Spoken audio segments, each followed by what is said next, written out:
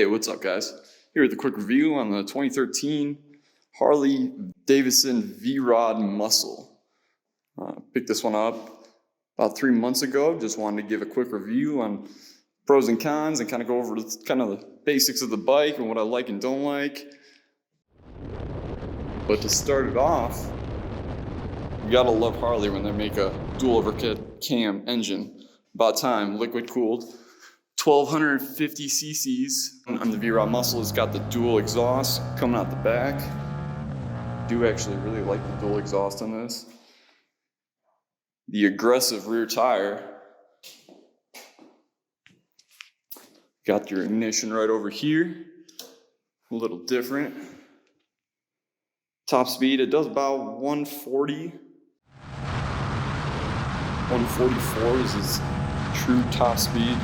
The night rod does a little bit faster, I believe. It's a little slower in the 0 to 60 though. I really love this bike. This bike's awesome. It's not the most comfortable bike, but it's got that aggressive look. I mean, really the only cons I don't like about it is how stiff the rear suspension is. It is so stiff. I have it turned down to the softest setting and it is still about twice as hard as my FC1 on the medium setting. So it is pretty fucking stiff, but other than that, the thing rides like a beast. Not cornering very well. It's not the best in the corners. It's kind of long,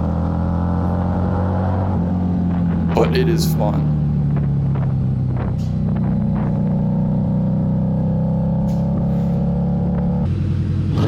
So if you're transferring from a sport bike, trying to get something more of a cruiser, but you don't want to go full cruiser yet, like I was, this could be a great option for you. It is fun. It's a good transition. I always like kind of the muscle cruiser style bikes, and it is exactly what I was expecting when I got it. So if you're looking for a muscle cruiser, I mean, I was in between this and the vmax, to be honest, and I ended up going with this guy. I'd say go with the vrod. It's not as fast, but boy, it is fucking fun. So that's all, guys. Have a good one. We'll catch you later.